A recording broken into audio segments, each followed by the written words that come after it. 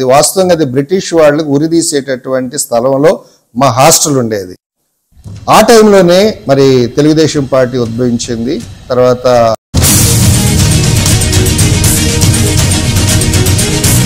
ఇక్కడ మాకు వెనక ఒక వ్యక్తి ఉన్నాడు, ఒక ఎమ్మెల్యే ఉన్నాడు అనేటటువంటి ఉద్దేశంతో ఎంతో ధైర్యంతో మేము ముందుకు ప్రతిదానికి కూడా ముందుకు వెళ్ళిపోతూ ఉండేవాళ్ళం.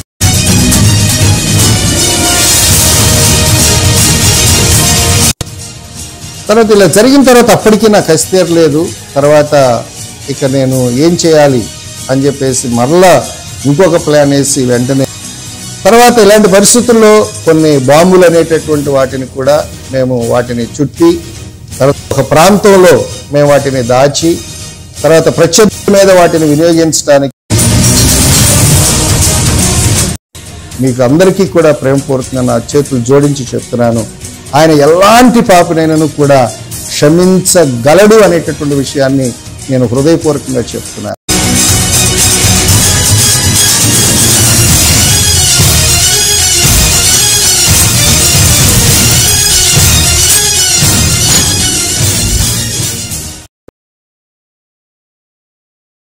ప్రేమ నమ్మకం కలిగిన మా ప్రియమైన పరలోకపు తండ్రి, ఘనమైన మా దేవా, నీకు వందనాలు స్తోత్రాలు నాయన. మరి ఈ సమయంలో ప్రభువా అల్పుడనైన దాసుడును ప్రభువా ఈ భూమి మీదకి నాయన మీ కృప చొప్పున నాయన మీరు తీసుకొచ్చారు ప్రభువా. మరి సృష్టికర్త అయిన దేవుడు అయినటువంటి మిమ్మలను ఎరిగేటటువంటి ధన్యత మీరు ఇచ్చిన విధానం కొరకు వందనాలు. మరి ఇటు విషయాన్ని మరి ప్రభువా తండ్రి సాక్ష్యం రూపంలో పంచుకోబోతుండగా ప్రభువా తండ్రి మీరు మాకు సహాయం చేసి నడిపించండి. యేసుక్రీస్తు నామమున అడుగుచున్నాను తండ్రి, ఆమేన్. నా పేరు కృష్ణమోహన్. నేను హిందూ కుటుంబంలో జన్మించాను. అయితే మా నాన్నగారు వారి యొక్క తండ్రి గారు వారు వడ్డీ వ్యాపారం అది చేస్తూ ఉండటం వల్ల వారిని షావుకారు వెంకయ్య అని చెప్పేసి పిలుస్తుండేవారు. మాది స్వగ్రామము మున్నంగి, మా సర్నేమ్ కూడా మున్నంగి. అయితే దాని ప్రక్కన దంతులూరు అనేటటువంటి గ్రామంలో అందరం కూడా మా బంధువులైనటువంటి వారందరం కూడా ఉంటూ ఉండేవారు. అయితే మాకు అందరం కూడా కలిసి ఒక గుడిని కూడా మేము కట్టించాము. తర్వాత మా యొక్క కార్యక్రమాలన్నీ కూడా వివాహాలు కానీ తర్వాత అన్ని విషయాలు కూడా యొక్క గుడిలోనే జరుగుతూ ఉండేవని మా నాన్నగారు మాకు ఎప్పుడు కూడా చెప్తూ ఉండేవారు. అయితే నేను ఈ రకంగా మరి పెరిగాను. తర్వాత మా నాన్నగారికి గవర్నమెంట్ డిస్పెన్సరీలో ఆయనకి డాక్టర్గా జాబ్ రావటం వల్ల అనేక మరి ప్రాంతాలకు మమ్మల్ని ఒక్కొక్క సంవత్సరానికి ఒక్కొక్క స్థలానికి ట్రాన్స్ఫర్ చేస్తుండేవారు. అయితే ఈ ట్రాన్స్ఫర్లో మా యొక్క చదువు కూడా ఎలా ఉండేదంటే ఒక్కొక్క క్లాస్ అనేటటువంటిది ఒక్కొక్క ఊర్లో చదువుతూ ఉండేటటువంటి వారు. అలాగా మా యొక్క స్టడీస్ ముందుకు వెళ్తూ ఉండేవి. అయితే మేము 8th క్లాస్కి వచ్చినటువంటి సమయంలో ఒక కొమెరపూడి అనేటటువంటి గ్రామంలో మేము అప్పుడు ఉన్నాము. ఆ కొమెరపూడిలో నాన్నగారు కొంచెం అక్కడ రాజకీయ నాయకులతో తర్వాత కమ్యూనిస్టు నాయకులతో వారందరితో కూడా కలిసి ఉండేవారు. ఒక ఊరిలో కూడా ఒక పెద్దలాగా ఆయన ఉంటూ ఉండేవారు.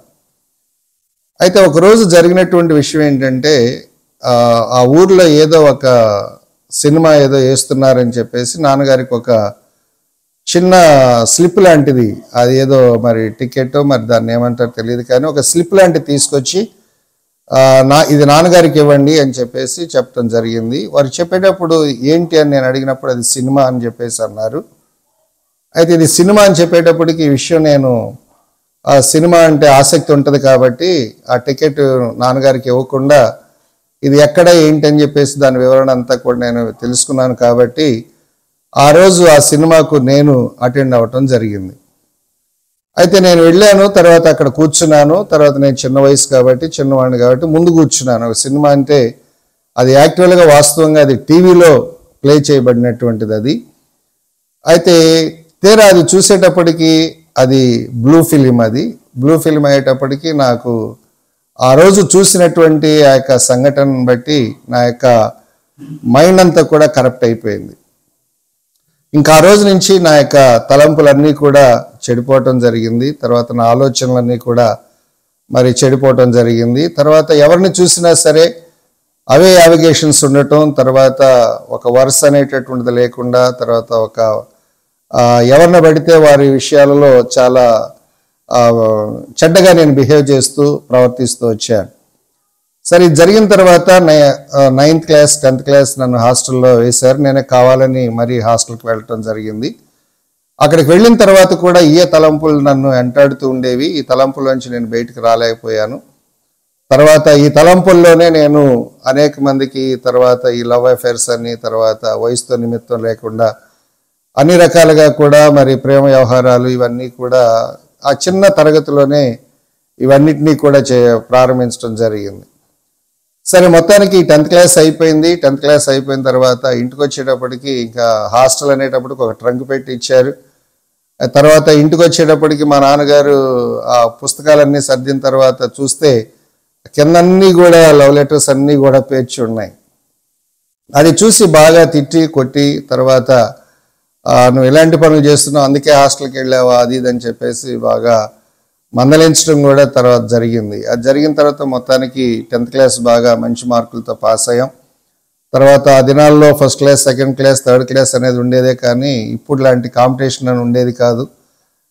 ఇంత పర్సంటేజ్ అంత పర్సంటేజ్ అనేది కాదు. తర్వాత అయితే ఆ రీతిగా దాని తర్వాత ఇంటర్మీడియట్ జాయిన్ అవ్వటానికి మా ఊరి యొక్క మా గ్రామానికి చెందినటువంటి సకుత్ రామయ్య గారు అని, ఆయన జిల్లా పరిషత్ చైర్మన్గా గుంటూరులో ఉండేవారు. అయితే నాన్నగారికి వారికి ఉన్నటువంటి బాగా పరిచయం బట్టి నాన్నగారు ఆయన అన్నారు, జేకేసి కాలేజీలో ఇది మంచి college, one of the best college in Guntur, కాబట్టి ఈ కాలేజీలో జాయిన్ చేద్దాము అని చెప్పేసి అనగానే నన్ను గుంటూరు జేకేసి కాలేజీలో జాయిన్ చేశారు. తర్వాత కాలేజీలో జాయిన్ చేసిన తర్వాత ఇక నేను కొద్ది రోజులు మా అత్తయ్య గారి ఇంటి దగ్గర ఉన్నాను, మా మేనత్త గారి ఇంటి దగ్గర. తర్వాత ఎందుకో ఉండలేకపోవటం వల్ల హాస్టల్ సీట్కి ట్రై చేసి హాస్టల్లోనికి రావటం జరిగింది.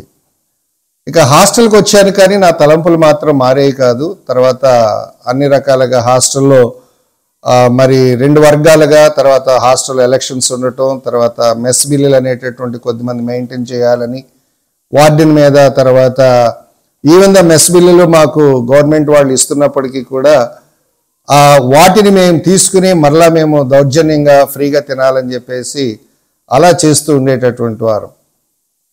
అయితే ఇలా జరుగుతూ ఉంది. ఇలా జరుగుతున్నటువంటి సమయంలో హాస్టల్లో గొడవలు జరిగాయి. తర్వాత అలాగే ఇదే రీతిగా కాలేజీల్లో కూడా ఎలక్షన్స్ అనేటటువంటివి వస్తూ ఉంటాయి, మీ అందరికీ తెలిసిన విషయమే. ఆ రకంగా అక్కడ కూడా గొడవలు జరుగుతూ ఉండేవి. అయితే ఒకరోజు ఈ గొడవల్లో జరిగినటువంటి విషయం ఏమిటంటే, తర్వాత ఆల్మోస్ట్, ఎందుకంటే ప్రతి వారం కూడా ఒక చిన్న బటర్ నైఫ్ అనేటటువంటిది ఆ దినాల్లో ఉన్నటువంటి వాళ్ళకి తెలిసేది, చిన్న కత్తి లాంటిది, అది ఎప్పుడు కూడా ఇక షూలో పెట్టుకోవడం అనేటటువంటిది చేస్తూ ఉండేవారు. ఎందుకంటే ఏ టైంలో ఏ రకంగా థ్రెట్ ఉంటుందో మాకు తెలిసేటటువంటిది కాదు. కానీ ఆల్మోస్ట్ మా అందరికీ తెలుసు ఏ టైంలో ఏదైనా జరుగుతుంది అనేటటువంటి విషయం అన్నిటి కూడా సిద్ధపడి ఉండేవాళ్ళం. కానీ ఆ ప్రాంతంలో గుంటూరులో కొంచెం లోకల్ పీపుల్ అయినటువంటి వారు, ఒక అతను బంగారాజు అని ఆ ఏరియాలో ఒక లీడర్ ఉండేవాడు. అతను ఒక రౌడీ షీటరు.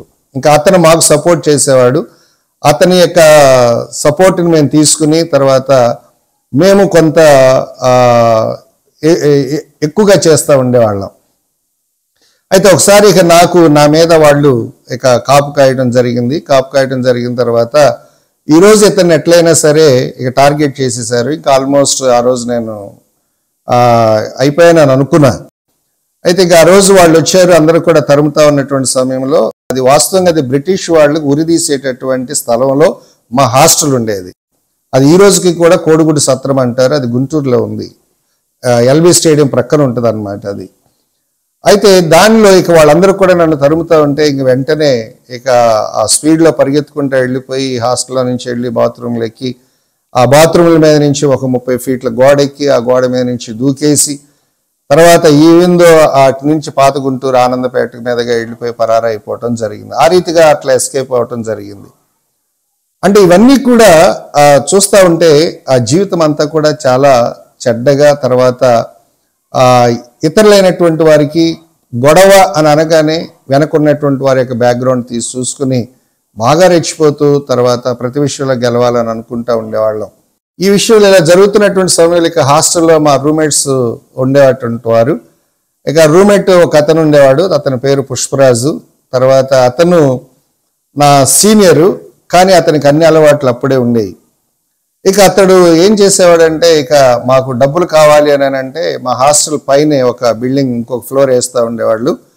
ఆ ఫ్లోర్కి సంబంధించినటువంటివన్నీ కూడా ఐరన్, తర్వాత ఇటుకలు, తర్వాత అన్నీ కూడా అక్కడ డంప్ చేస్తూ ఉండేవారు. ఒకరోజు మేమందరం కూడా మా పక్కనే మాయ బజార్ అనేటటువంటిది ఉండేది. తర్వాత ఇక్కడ నుంచి ఐరన్ తీసుకెళ్ళిపోవాలా, అక్కడ అమ్ముకోవాలా, అక్కడి నుంచి బీరు తర్వాత మందు తెచ్చుకోవాలా, తాగాల, ఈ రకంగా చేస్తూ ఉండేవాళ్ళం. ఈ రకంగా బానిస అయిపోయాం. ఇక తర్వాత అందరూ కాలేజీలకు వెళితే మా పనేమో ఇట్లా అవి అమ్ముకోవటం, ఇవి అమ్ముకోవటం, ఈవెందో రూమ్లో ఉన్నటువంటి ట్యూబ్లైట్స్ అమ్మేసుకోవటం, తర్వాత ఈ రకంగా చేసుకుని మా యొక్క ఇవన్నీ కూడా తీసుకుంటూ ఉండేవాళ్ళం. ఇవన్నీ కూడా డ్రింక్ చేయటం, తర్వాత సినిమాలు, షికార్లు అంటూ తిరుగుతూ ఉండేవాళ్ళం. అంతేకాకుండా నా యావిగేషన్ ఎక్కువగా కూడా చిన్నప్పుడే నా తలంపులు చెడిపోవటం వల్ల ఇక ఎక్కువగా కూడా ఇక అంటే అడల్టరేషన్ అనే విచారం మీద ఎక్కువగా ఉండేది. తర్వాత అనేక మందిని మా హాస్టల్లోనే పైన కన్స్ట్రక్షన్ అయ్యేటటువంటి ప్రాంతాలకు తీసుకురావటం, తర్వాత ఇష్టమైనటువంటి రీతిగా అనుభవించడం, ఆ రకంగా చేస్తూ ఉండేవారు. సరే, ఈ రకంగా ఇట్లా 2 సంవత్సరాలు గడిచిపోయాయి. 2 సంవత్సరాలు గడిచిపోయిన తర్వాత చివరికి ఇంటికి వెళ్తే నాన్నగారు వీళ్ళందరూ కూడా ఏమనుకునేవాళ్ళు అంటే బాగా చదివారు అని చెప్పేసి అనుకునేవాళ్ళు. తర్వాత ఇంటికి వచ్చిన తర్వాత ఎలా ఎగ్జామ్స్ రాసామంటే బాగానే రాసాము అది ఇది అని చెప్పేవాళ్ళం. తర్వాత రిజల్ట్స్ చూస్తే కొంచెం బాధాకరంగానే ఉండేవి. తర్వాత ఏం చేసావు ఏంటంటే, తర్వాత మా ఫాదర్ ఒకసారి ఆయన వచ్చి మొత్తం మా హాస్టల్ ఎంక్వైరీ చేస్తే వాళ్ళు ఉన్నట్లుగా మా రూమ్మేట్స్ అన్నీ కూడా నేను చేసే ప్రతి పని కూడా వాళ్ళు పోసుకొచ్చినట్టు చెప్పేసి సార్ అప్పుడు బాగా మందలించడం, కొట్టడం ఇవన్నీ కూడా జరిగాయి. ఇక నువ్వు ఇక్కడ ఉంటే చదవు అని చెప్పేసి నన్ను ఆ ప్రాంతం నుంచి తీసుకెళ్ళి నర్సరావుపేట అనేటటువంటి ప్రాంతంలో అక్కడ కాలేజీలో నన్ను జాయిన్ చేశారు.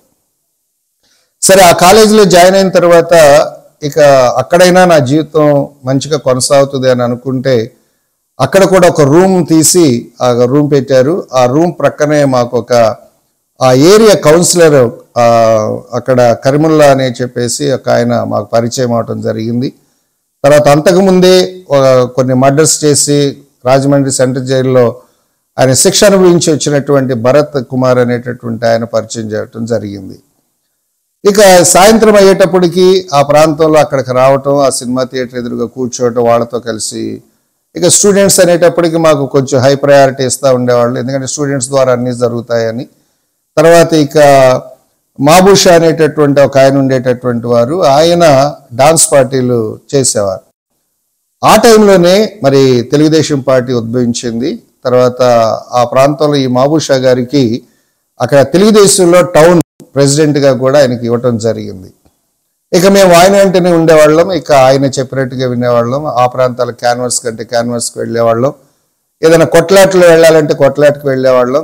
కొన్ని సందర్భాల్లో బాంబులు కూడా వాటిని తీసుకుని వెళ్ళి తర్వాత ప్రయాణించిన సందర్భాలు ఉన్నాయి. వాటిని అక్కడ గొయ్యి తీసి గోతుల్లో అక్కడ బాతి పెట్టినటువంటి సందర్భాలు కూడా ఉన్నాయి. వాటిని చుట్టి మేము అక్కడ ఎవరికి తెలియకుండా ఒక మార్క్ పెట్టుకుని ఆ మార్క్లో ఈ స్థలంలో వెళ్ళకూడదని చెప్పేసి లోపల కాటన్తో చుట్టేసేసి అవన్నీ కూడా లోపల భద్రం చేసుకునేటటువంటి వారు. అయితే ఈ బాంబులు ఎందుకు అని అంటే మా యొక్క ప్రత్యర్థులైనటువంటి వారి విషయంలో మేము వాడటానికి, తర్వాత వాటిని ఏ విషయంలోనైనా మా ప్రాణ రక్షణ కోసం, తర్వాత మేము ఏదైనా చేయాలనుకుంటే, ఇతరులను ఏదైనా చేయాలనుకుంటే వాటిని వినియోగించడానికి వాటిని ముందుగానే మేము చాలా భద్రం చేసుకుని పెట్టుకునేవాళ్ళం. వీటిల్లో నా స్నేహితులైనటువంటి వారు, తర్వాత రఫీ అని కానీ, రవి అని కానీ, తర్వాత దాస్ అనేటటువంటి వ్యక్తి కానీ, తర్వాత ఇలాగా అనేక మంది స్నేహితులైనటువంటి వారు, ధనరాజు, ఇలాంటి వీళ్ళందరూ కూడా మేమందరం కూడా ఒక గ్రూప్గా, ఒక టీమ్గా, పాల్ అనేటటువంటి అతను కూడా ఒక టీమ్గా మేమందరం కూడా మరి ఈ దౌర్జన్యంగా ఈ పనులు చేస్తుండేవాళ్ళం. అయితే ఇక్కడ కాలేజీలో మేము ఉన్నప్పుడు ఇక కాలేజ్ స్టూడెంట్స్ అయినటువంటి మేమందరం కూడా ఒక టీమ్గా మేము ఉండేటటువంటి వారం. టీమ్గా ఉన్నప్పుడు ఆ టౌన్ ప్రెసిడెంట్ అయినటువంటి ఆయన మాకు పరిచయం అయ్యాడు. పరిచయం అయిన తర్వాత ఇక ఆయనతో పాటు ఇక ఆ ఏరియాలో ఉండేటటువంటి కరిముల్లా, ఆయన ఒక బ్రాకెట్ కంపెనీ ఉండేది, ప్లస్ ఆయన ఒక కౌన్సిలర్ కూడా అక్కడ.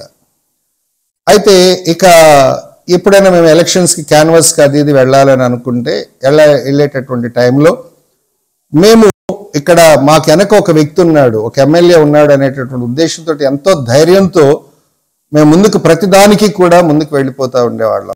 ఎందుకంటే మేము ఏ విషయంలో ఎవరిని ఎదుర్కోవాలన్నా, ఏ విషయంలో మేము పలానా వాళ్ళ మనుషులం అని చెప్పేసి చెప్పుకుని ఆ రకంగా ఆ దౌర్జన్యంతో తర్వాత అన్ని విషయాల్లో కూడా మేము ఇతరులను కొంచెం బెదిరించేటటువంటి విషయాలు కూడా చేసిన సంఘటనలు కూడా ఉన్నాయి.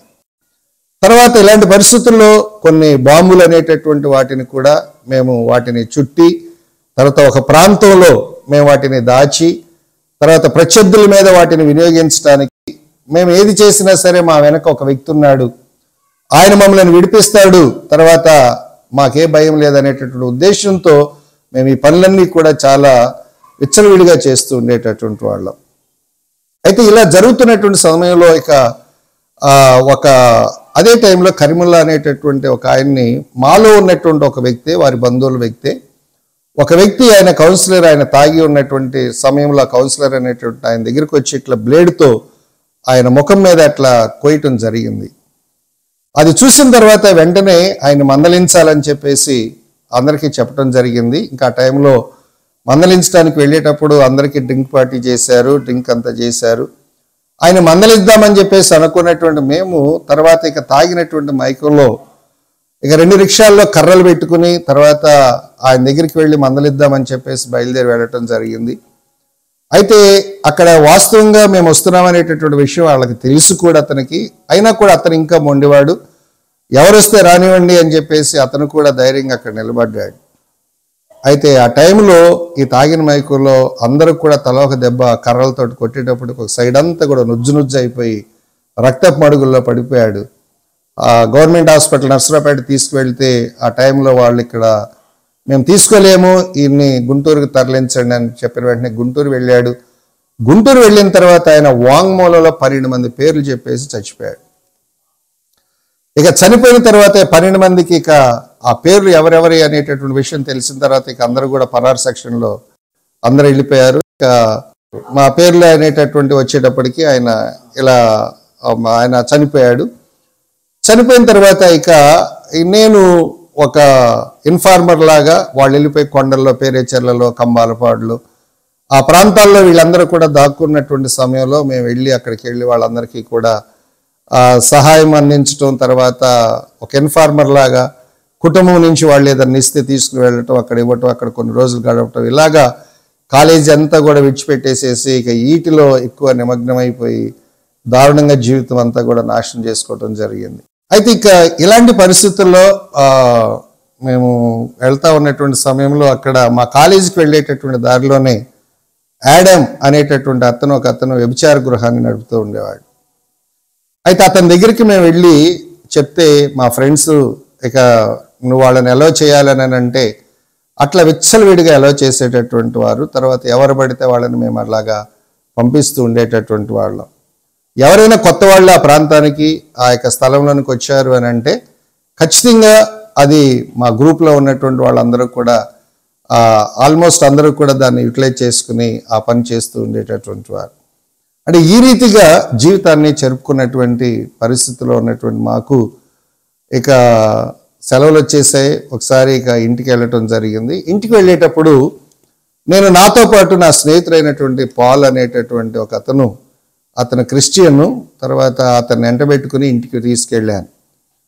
ఇంటికి తీసుకెళ్ళిన తర్వాత ఆ రోజు ఇంటికి వెళ్ళాము. ఇంటికి వెళ్ళిన తర్వాత ఇద్దరం స్నేహంతో, హాస్టల్లో ఉన్నటువంటి స్నేహం, రూమ్మేట్స్ స్నేహం, ఈ స్నేహాన్ని బట్టి ఇద్దరం కూడా కలిసి ఒకే ప్లేట్లో మేము భోజనం చేయటం జరిగింది. భోజనం చేసిన విషయాన్ని మా నాన్నగారు చూసిన తర్వాత దాన్ని చూసి తట్టుకోలేకపోయాడు. ఎందుకంటే ఏంటి ఈ రకంగా చేస్తున్నావు, అంటే ఇప్పుడు కులం అనే దాని గురించి మనం మాట్లాడకూడదు, కానీ ఆ వ్యక్తులతోటి నువ్వు అట్లా చేస్తున్నావు ఏంటి, అది ఇది అని చెప్పేసి ఆయన బాగా కోపగించుకున్నాడు.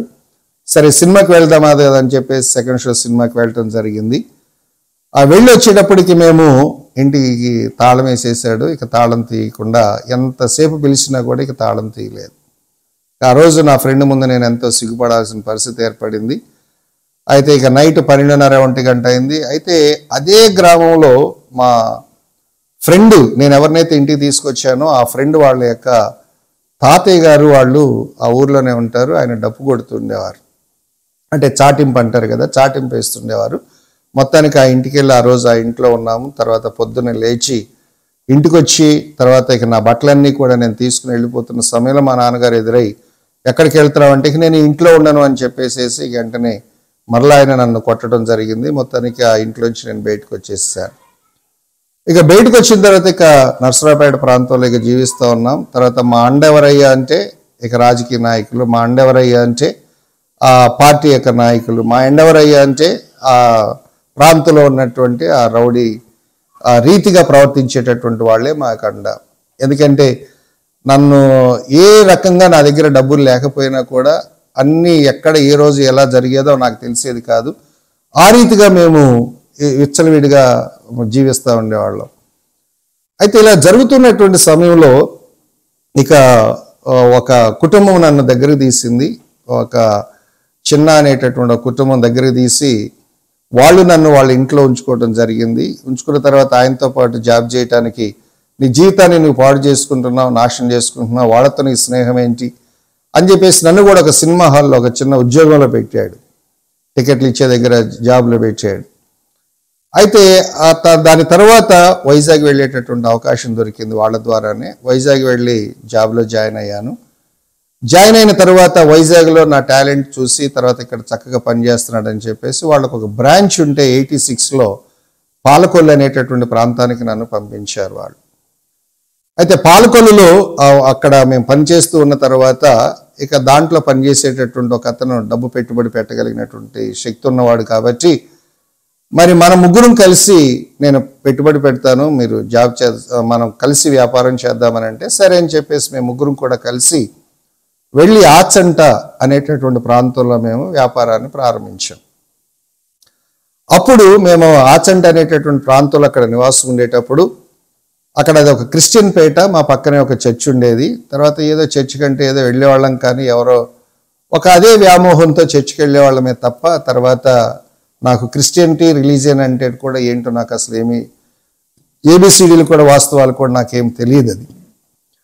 అయితే ఇలా జరిగినటువంటి సమయంలో ఇప్పుడు ప్రస్తుతం నా భార్య ఆమె ఇంటికి వస్తూ ఉండేది. తర్వాత మంచినీళ్ళ కోసం, తర్వాత ఆ మంచినీళ్ళ కోసం వచ్చినప్పుడు ఇక నా మైండ్ అంతా కూడా ఇక అటువైపు ఇది అవ్వటం, తర్వాత ఆమెను ప్రపోజ్ చేయటం, దానికి వారు అంగీకరించకపోవటం, దానికి నేను ఇంట్లోకి వెళ్ళిపోయి వారు అమ్మా నాన్న లేని టైంలో ఈడ్చుకుని ఇంట్లోకి తీసుకుని వెళ్ళటానికి ప్రయత్నాలు చేయటం, తర్వాత ఈ రకంగా చాలా తెగించేవాడిని. ఎందుకంటే అది మా ఊరు కాకపోయినా మా ప్రాంతం కాకపోయినా నాకు అక్కడ ఎవరూ లేకపోయినా సరే ఆ స్థానికులు వాళ్ళు మధ్య కూడా ఆ ధైర్యంతో ఏంటంటే నేను అనుకున్నది సాధించాలి అనేటటువంటి దాంతో చేస్తూ ఉండేవాడిని. అలా సమయంలో ఇక August 15 ఒకరోజు వారు మూవీకి వెళ్తే నేను కూడా మూవీకి వెళ్ళాను.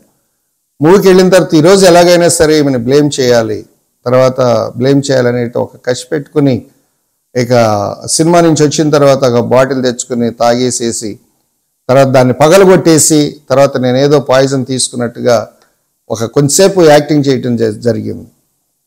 తర్వాత నన్ను వెంటనే అక్కడ ఉన్నటువంటి స్నేహితులు హాస్పిటల్కి తీసుకెళ్లారు. అదే హాస్పిటల్లో మా వైఫ్ వాళ్ళ అమ్మగారు నర్సుగా పనిచేస్తారు. ఇక ఆమె అయ్యా ఎందుకు తాగావు అంటే జ్యోతి జ్యోతి జ్యోతి అని చెప్పేసి ఆమె పేరు చెప్పడం జరిగింది. వెంటనే ఆమె షాక్ అయిపోయి అది నా అమ్మాయి పేరే అని చెప్పేసి ఆ విషయం బయటకు వచ్చిన తర్వాత ఆ పేట అంతా కూడా వాళ్ళు అల్లరైపోవటం జరిగింది. తర్వాత ఇలా జరిగిన తర్వాత అప్పటికీ నాకు కసి తీరలేదు. తర్వాత ఇక నేను ఏం చేయాలి అని చెప్పేసి మరలా ఇంకొక ప్లాన్ వేసి వెంటనే నేనే మ్యారేజ్ చేసుకుంటానని చెప్పేసి వాళ్ళ ఇంటికి వెళ్ళి వాళ్ళ పేరెంట్స్ నేను అడిగాను.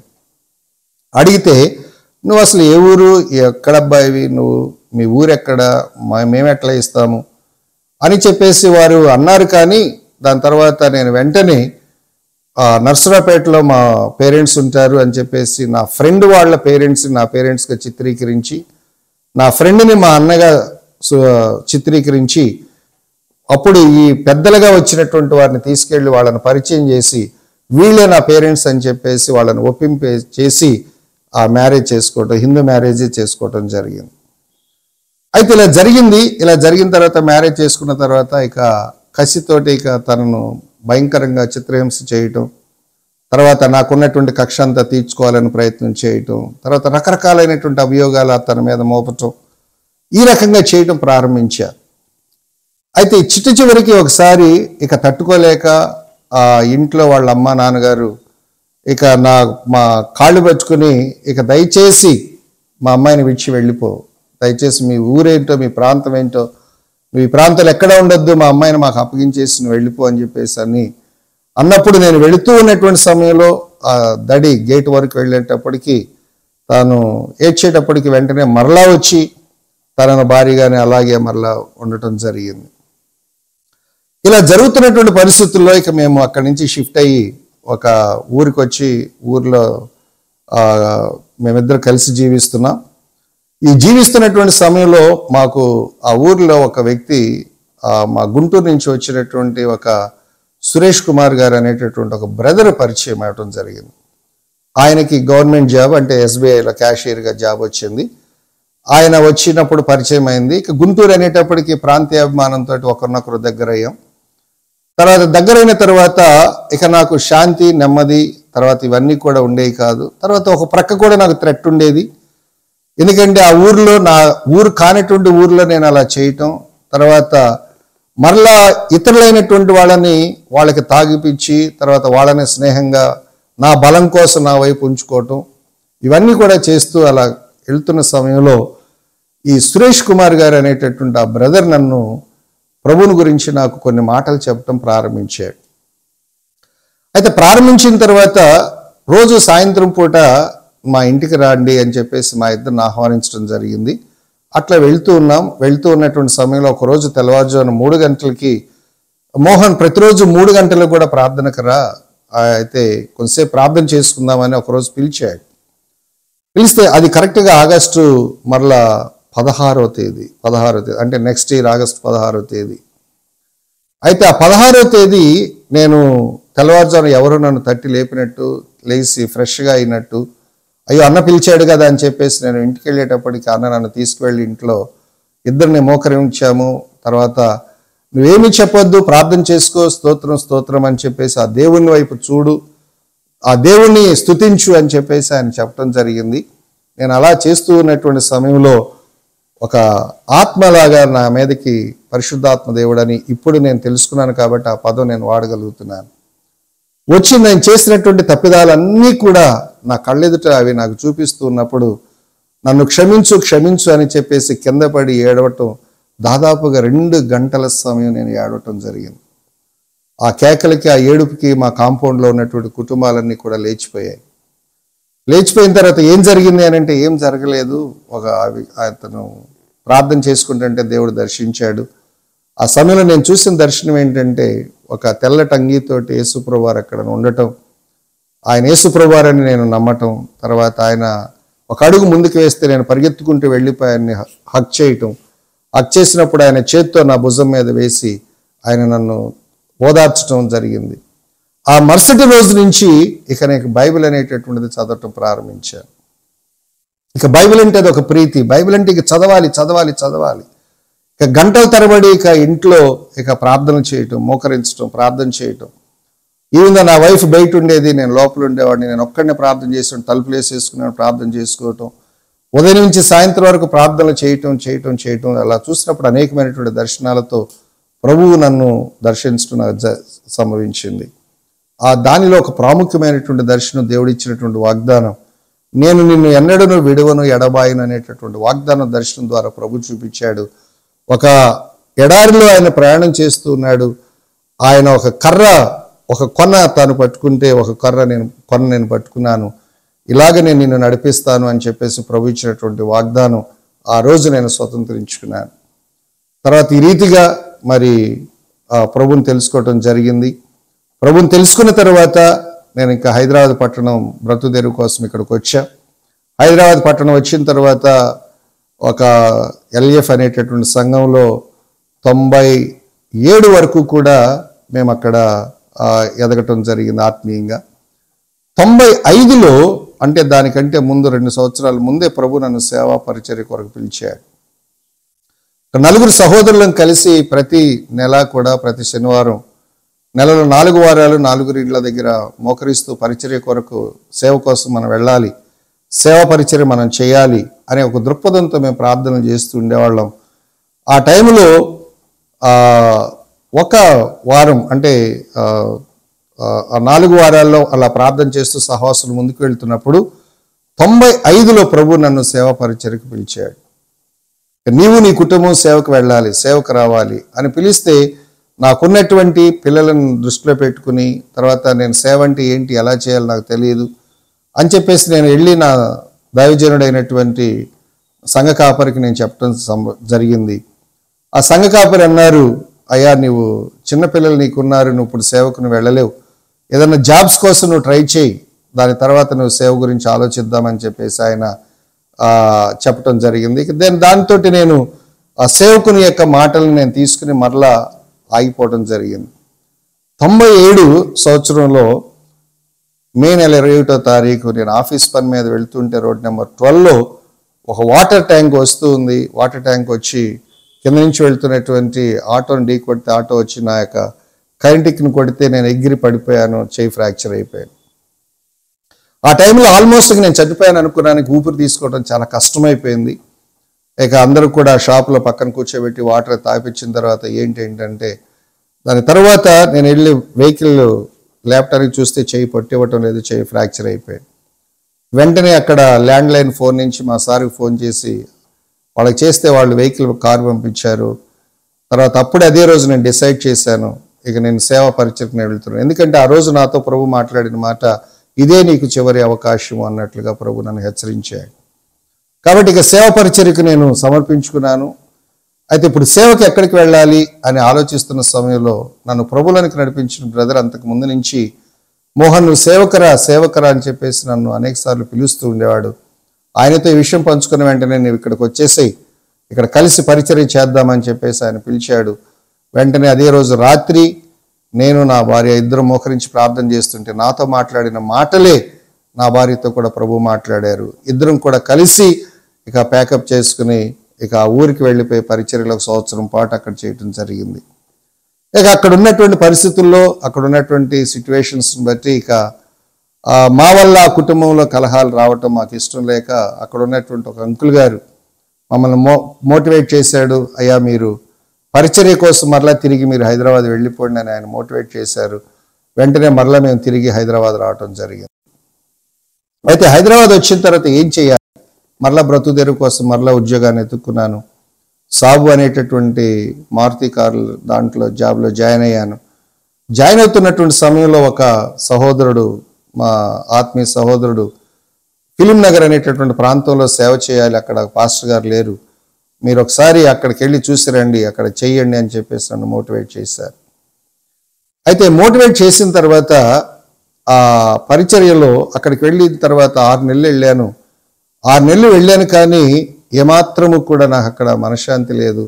అక్కడ పరిచర్య చేయాలనేటటువంటి అవగాహన, నాకు ఇంట్రెస్ట్ అనేటటువంటిది రావటం లేదు. మరలా వెంటనే ఆ సేవకుని దగ్గరికి వెళ్ళి ఆ స్థలానికి సంబంధించినటువంటి ఆ పట్ట అదంతా ఇచ్చి ప్రభు నన్ను ఇక్కడ పిలవలేదు, ప్రభు నన్ను మరొక ప్రాంతంలో ఒకవేళ వాడుకుంటాడేమో అని నేను అక్కడ విరమించుకుని ఇంట్లో ఉండి ప్రార్థన చేసుకోవటం ప్రారంభించాను. ఈ సమయంలో అప్పుడు నాతో పాటు అంతకు ముందు ఆఫీసులో పనిచేసినటువంటి ఒక సహోదరి, సూరారం కాలనీ అనేటటువంటి ప్రాంతం ఉంది, అక్కడ మీరు సేవ చేస్తారా అని అడిగారు. వెంటనే రండి వెళ్దాం చూద్దామని చెప్పేసి ఇక్కడికి వచ్చిన తర్వాత అప్పుడు నేను ఈ ప్రాంతానికి వచ్చినప్పుడు ఈ ప్రాంతం అంతా 60 గజాలు అనేటటువంటి ప్రాంతం చాలా, అంటే ఇది గవర్నమెంట్ కట్టించినటువంటి క్వార్టర్స్ అన్నమాట. ఎన్టీ రామారావు గారి యొక్క కాలంలో కట్టించినటువంటి, అప్పటికే అవన్నీ కూడా పాడిపోయి శిథిలమైపోయిన పరిస్థితుల్లో ఉన్నాయి. ఇక ఈ సిచ్యువేషన్స్లో ఇక అక్కడ చూస్తే ఒక 4 కుటుంబాలు మాత్రమే కనిపిస్తున్నాయి. కానీ తర్వాత ఇక్కడ వాటర్ లేదు, ఎలక్ట్రిసిటీ లేదు, ఏ యొక్క ఫెసిలిటీస్ కూడా లేవు. కానీ ఇక్కడ పరిచర్య ప్రారంభించినప్పుడు 3 సహోదరులైనటువంటి వారి ద్వారా ఇక్కడ పరిచర్య ప్రారంభించబడింది. అయితే ఇక్కడ ప్రారంభించేటప్పుడు ఆ 4 కుటుంబాలకు కూడా ఒక ఎవాంజలిస్ట్గా ఒక పాస్టర్ గారు వచ్చేవారు. ఆ ప్రాంతంలో ఈ ప్రాంతంలో సండే ఈవినింగ్ ఆయన చిన్న మీటింగ్ లాగా పెట్టుకుంటూ వెళ్ళిపోయేవారు. కానీ మందిరం మాత్రం ఇక్కడ ఆయన స్థాపించలేదు. మొట్టమొదటిగా మందిరం అనేటటువంటిది దేవుడు ఇక్కడ అల్పుడైనటువంటి నా ద్వారా ఇక్కడ స్థాపించడానికి దేవుడు సహాయం చేశాడు.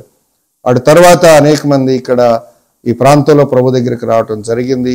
అనేక మంది ఈ ఏరియా అప్పుడు చాలా శిథిలమైన పరిస్థితి. తర్వాత ఈవినింగ్ అయితే భయం వేసేది.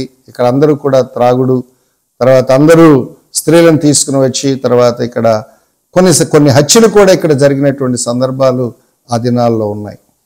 కానీ అయినప్పటికీ కూడా ఈ ప్రాంతాన్ని ప్రభు విడిచిపెట్టనీయక ఇదే ప్రాంతానికి ప్రోత్సహించి ఈ ప్రాంతానికి నన్ను పంపించడం జరిగింది. అయితే ఈ ప్రాంతానికి మేము వచ్చినప్పుడు ఈవెన్ ద వాటర్ కూడా ఫెసిలిటీ కూడా లేదు.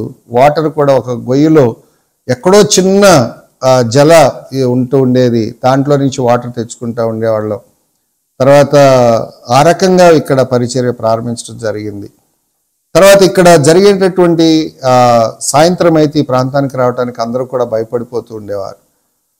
తర్వాత ఎక్కడ చూసినా డ్రింక్ చేయటం, ఎక్కడ చూసినా వ్యభిచారం జరగటం, తర్వాత ఇక్కడ హత్యలు కూడా జరగటం అనేటటువంటిది పేపర్లో వచ్చినటువంటి సందర్భాలు కూడా ఉన్నాయి ఇక్కడ. కానీ అలాంటి పరిస్థితుల్లో కూడా దేవుడు నన్ను ఈ ప్రాంతాన్ని విడవనీయక ఇదే ప్రాంతాన్ని దర్శనం మేరకు నేను ఇక్కడ ఉండి ఈ ప్రాంతాన్నిలో పరిచర్య చేయటానికి దేవుడు నాకు సహాయం చేశాడు. ఇక్కడ పరిచర్య ద్వారా అనేక మంది, వందల మందికి బాప్టిజమాలు ఇవ్వటానికి దేవుడు సహాయం చేశాడు. ప్రభువుని తెలుసుకున్న వారు ఉన్నారు. తర్వాత ఇక్కడి నుంచి మరలా వేరే ప్రాంతాల్లో కూడా పరిచర్య ప్రారంభించడానికి దేవుడు కృప చూపించాడు. అయితే మా ఇంట్లో నుంచి వెళ్ళిపోయిన తర్వాత నేను మరలా మా పేరెంట్స్తో కలవటానికి, మా వదిన చనిపోయినటువంటి కారణాన్ని బట్టి నేను మరలా తిరిగి మా పేరెంట్స్ దగ్గరికి వెళ్ళటానికి మా అన్నయ్య కారణమయ్యాడు. అయితే మా అన్నయ్య నేను హైదరాబాద్లో ఎక్కడున్నానో వెతికి ఆయన మొత్తానికి నన్ను తీసుకుని ఇట్లా వదిన చనిపోయిందన్నప్పుడు వెళ్ళి వారితో కలవటం జరిగింది. అయినా కూడా అంత ఇంట్రెస్ట్గా వారితో నేను కలిసి ఉండేవాడిని కాదు. తర్వాత దాని తరువాత ఇక మా అన్నయ్య కూడా చనిపోయాడు. మా అన్నయ్య కూడా చనిపోయిన తర్వాత ఇక అన్నయ్య కూడా లేడు, ఇక చెల్లి ఒకటే. తర్వాత చెల్లి తనకు వివాహం అయిపోయింది. పేరెంట్స్ కూడా ఇక బెంగతో ఉంటారు, ఇక నేనన్నా వారితో కలిసి ఉండాలి అనేటటువంటి విషయంలో తీర్మానం చేసుకున్న తర్వాత వారి హైదరాబాద్ పట్టణానికి రావటం జరిగింది. తర్వాత వారి ఇక్కడ హాస్పిటల్స్లో తను జాబ్ చేసుకుంటూ డాక్టర్గా చేసుకుంటూ ఉండేవారు. ఇక ఆ పరిస్థితుల్లో ఇక చర్చికి వస్తూ ఉండేవారు. చర్చికి అప్పుడప్పుడు ప్రభు గురించి చెప్పటం, నాకు తెలిసిన బ్రదర్స్ని తీసుకొచ్చినప్పుడల్లా వారిని తీసుకెళ్ళి వాళ్ళ ఇంట్లో ప్రేయర్ చేయించడం, ప్రభు గురించి వాళ్ళ ద్వారా స్వార్థ చెప్పించడం, నేను కూడా స్వార్థ చెప్పటం, ఇక్కడ జరిగేటటువంటి పరిచర్య వారు కూడా చూసిన తర్వాత వారు కూడా ప్రభుని నమ్ముకోవటం జరిగింది. దేవుని మహాకృపను బట్టి వారిద్దరికీ కూడా నా చేతుల మీద బాప్తిస్మం ఇవ్వడానికి దేవుడు నాకు సహాయం చేశారు. ప్రియులారా, మరి సాక్షి వింటున్నటువంటి మీ అందరికీ నేను తెలియచేయాల్సిన విషయం ఏంటంటే, నేను ఇంత భయంకరమైనటువంటి జీవితాన్ని జీవించిన, స్నేహితుల కోసం ఎంత నా యొక్క జీవితాన్ని పణంగా పెట్టడానికి నేను నిర్ణయించుకుని వారితో కలిసి తిరిగినా కూడా ఏ ఒక్కరూ కూడా నా జీవితంలో నాకెన్నడూ కూడా మేలు చేసినటువంటి వారు లేరు. కానీ ఈ విషయాల్లో మరి రాజకీయ పరంగా కానీ లేకపోతే ఇంకా నేను చేసినటువంటి కార్యాలు కానీ చెప్పాలనంటే ఇంకా అనేకమైనటువంటి ఉన్నాయి. కానీ ఈ సమయం అనేది చాలదు కాబట్టి, అంతేకాకుండా కొన్ని పేర్లు కూడా నేను తీయకూడదు కాబట్టి ఈ విషయాల్లో నేను చెప్పలేకపోతున్నాను. అయితే మరి ఈరోజు నేను ఈ రీతిగా యేసు ప్రభు వారు ఆ రోజు నన్ను గనక దర్శించి ఉండకపోతే ఏనాడో నేను మట్టిలో కలిసిపోయేటటువంటి వాడిని, అందులో సందేహం అనేటటువంటిది లేదు. కానీ యేసు ప్రభు వారు ఆ రోజు నన్ను దర్శించినటువంటి దాన్ని బట్టి, ఆయన నన్ను ప్రేమించి నన్ను కనికరించి నా మీద జాలిపడి ఇంత దౌర్భాగ్యుడైనటువంటి నన్ను ఆయన ప్రేమించి ఆయన నన్ను రక్షించుకున్నాడు. కాబట్టి ఈరోజు మీ ఎదుట నేను సజీవ లెక్కలో ఉంచబడి మీకు ఒక సాక్ష్యంగా నేను నిలబడటానికి దేవుడు నాకు సహాయం చేసినందుకు ఆ దేవునికి నేను సదా రుణస్థుడిగా నేను ఉండటానికి ఇష్టపడుతున్నాను. కాబట్టి ప్రియులారా, మీరు కూడా దయచేసి ఈ మాటలు వింటున్నటువంటి మీరు, ఇంత కఠినాత్ముణ్ణి, ఇంత మూర్ఖుణ్ణి, ఇంత తెగించినటువంటి వ్యక్తిని, మరి ఇంత దౌర్భాగ్యమైన స్థితిలో ఉన్నటువంటి నా మీదనే ప్రభువారు కనికరపడినప్పుడు మీ యొక్క జీవితాలను కూడా ఆయన ప్రేమిస్తున్నాడు అనేటటువంటి విషయాన్ని మీకు అందరికీ కూడా ప్రేమపూర్వకంగా నా చేతులు జోడించి చెప్తున్నాను. ఆయన ఎలాంటి పాపినైనను కూడా క్షమించగలడు అనేటటువంటి విషయాన్ని నేను హృదయపూర్వకంగా చెప్తున్నాను. తర్వాత ఇంకా మా ఫ్యామిలీ బ్యాక్గ్రౌండ్కి వచ్చినప్పటికీ ఇక నేను వివాహం చేసుకున్న తర్వాత ఇక నా భార్య ఒక అంటే నామినల్ క్రిస్టియన్. కానీ నేను అన్ని పనులు చేస్తున్నా కూడా తాను బాధపడుతూ ఉండేది, ఏడుస్తూ ఉండేది తప్ప తనకి ప్రార్థన జీవితం అనేటటువంటిది కూడా తనకు తెలియదు. కానీ ఎప్పుడైతే నేను రక్షించబడిన తర్వాత తాను కూడా ప్రభువుని తెలుసుకోవటం, ఆమె కూడా మారు మనసు పొందటం, తర్వాత నిజంగా క్రైస్తవురాలుగా తాను అవటం, మరి దేవుడు చేసినటువంటి కార్యాన్ని బట్టి ప్రభువుకు మహిమ కలుగును గాక. ఇక నా భార్య కూడా చాలా, ఎందుకంటే సేవా భారం కలిగి ఎంతో దూరం నుండి ప్రతిరోజు కూడా నశించిపోతున్నటువంటి ఆత్మల కోసం తాను ప్రతిరోజు కూడా ఆటోలో రావటం, ప్రేయర్ టవర్ ప్రారంభించటం, ప్రార్థన చేయటం, అనేకమైనటువంటి స్త్రీలకు కుటుంబాలకు తాను కూడా దీవెనకరంగా ఉండేటట్లుగా ప్రభు తనను దీవించటం దేవునికి మహిమ. కాబట్టి తాను మరి పడినటువంటి ప్రయాస, మరి అల్పుణమైనటువంటి మా కుటుంబాన్ని దేవుడు ఎన్నుకున్నటువంటి విధానాన్ని బట్టి దేవుని స్తుతిస్తున్నాం. అయితే ఇంకా మా ఫ్యామిలీ బ్యాక్గ్రౌండ్కి వచ్చేటప్పటికి దేవుడు మా ఇద్దరిని కూడా ప్రేమించి దీవించిన తర్వాత 3 బిడ్డలను తోటి దేవుడు ఆశీర్వదించాడు. మేము పొందుకున్నటువంటి ఆ 3 బిడ్డలు కూడా దేవుని యొక్క వాగ్దానాన్ని బట్టి పొందుకున్న వారమే. ముందుగా కుమార్తె, తర్వాత కుమారుడు, తర్వాత మరలా కుమారుడు. అయితే ఈ 3 కూడా దేవుని యొక్క వాగ్దానాన్ని బట్టి ఇచ్చారు. తర్వాత ముఖ్యంగా మొదటి పాపను మేము పొందుకున్న తర్వాత రెండవసారి నా వైఫ్ కన్సీవ్ అయిన తర్వాత ప్రభుతో అడుగుతున్నాను, ప్రభువా మరలా నీ వెంటనే కన్సీవ్ అంటున్నావు, ఇదిగో నాకు వాళ్ళు పెంచేటటువంటి స్తోమత అయితే నాకు లేదు అని అన్నప్పుడు ప్రభువు నాకు తేటగా ఆయన నాతో మాట్లాడి, నేను నీ కుమారుడిని ఇస్తున్నాను, ఆయన నా సేవకుడు అని చెప్పినప్పుడు నేను నీ కుమారుడును నీ సేవకే నేను అప్పగిస్తాను ప్రభువా అని ఆయన దగ్గర వాగ్దానం చేయటం జరిగింది. తర్వాత మరల కుమారుడును దేవుడు ఇచ్చాడు. ఆ కుమారుడిని ఇచ్చినప్పుడు కూడా తను హాస్పిటల్లో డెలివరీకి వెళ్ళినప్పుడు నేను ఆ సమయంలో ప్రార్థనలో ఉన్నప్పుడు తను డెలివరీ అయ్యి కుమారుడిని ఇవ్వటం అనేటటువంటిది దర్శనంలో ప్రభు నాకు చూపించారు. ఈ రీతిగా దేవుని యొక్క కృప ద్వారా ఆయన తన బిడ్డలకు ఏమీ దాచడు అన్నట్లుగా దేవుడు ఆయన చెప్పటం, ఆయన ఈ రీతిగా కుటుంబాన్ని దీవించడం చేశాడు. మరి దేవుడు ఇచ్చిన వాగ్దాన ప్రకారంగానే ఇప్పుడు 3 బిడ్డలకు కూడా సేవ పరిచయంలో వాడబడుతున్నారు. తర్వాత పెద్ద కుమారుడు సేవకు తను కూడా బైబిల్ తర్ఫీదు పొంది, తర్వాత బీటీహెచ్ బీడీ చేసి, తర్వాత ఎంటీహెచ్ ఆఫ్రికాలో చేసి, తర్వాత ఈరోజు హైదరాబాద్ పట్టణంలో తను కూడా సేవ పరిచయంలో ఉంటున్నాడు. తర్వాత కుత్బుల్లాపూర్ ప్రాంతంలో ర్యాగ్ పికర్స్ మధ్య సేవ, ఈ సూరారం ప్రాంతంలో సేవ, తర్వాత అనేకమైనటువంటి ప్రాంతాల్లో సేవ చేయటానికి దేవుని యొక్క చేతిలో ఒక పాత్రగా దేవుడు తనను వాడుకుంటున్నందుకు దేవునికి మహిమ చెల్లిస్తున్నాం. చిన్న కుమారుడు కూడా తన తలాంతులు దేవుడు మంచి కీబోర్డు ప్లే చేసేటటువంటి వ్యక్తిగా, ఒక మ్యూజిక్ మాస్టర్గా తన చేయటం అనేటటువంటిది దేవుడు తనకిచ్చిన తలాంతు. మరి అతడు డాక్టర్ ఆఫ్ ఫార్మసీ చేశాడు. ఆయన ఒక డాక్టర్గా ఒక ఉద్యోగం చేస్తూ తర్వాత సేవా పరిచర్యలో ఒక టీముని పెట్టుకుని చర్చిలో వాడబడుతూ దేవుణ్ణి మహింపరుస్తున్నాం. ప్రియులారా, అల్పులమైనటువంటి మా కుటుంబాన్ని దేవుడు ఎన్నుకొని పనికిరానటువంటి పెంటకుప్పల మీద ఉన్నటువంటి మా కుటుంబాన్ని ఈ రీతిగా హెచ్చించినటువంటి ఆ దేవుడు ఈ సాక్ష్యం వింటున్నటువంటి మిమ్మును కూడా, మీ కుటుంబాలను కూడా ఆశీర్వదించగలడు అనేటటువంటి విషయాన్ని దృఢంగా నేను చెప్తూ సాక్ష్యం ఇస్తున్నాను. కాబట్టి ఈ మాటలు వింటున్నటువంటి మీరందరూ కూడా ఆ యేసుక్రీస్తు ప్రభువారి యొక్క ద్వారా దొరికే ఆ రక్షణ మార్గంలోనికి మీరు రావాలని ప్రభు పేరట మీకు మనవి చేస్తూ నా చేతులు జోడిస్తూ ఈ సాక్ష్యాన్ని ముగిస్తున్నాను. Thank you. God bless you.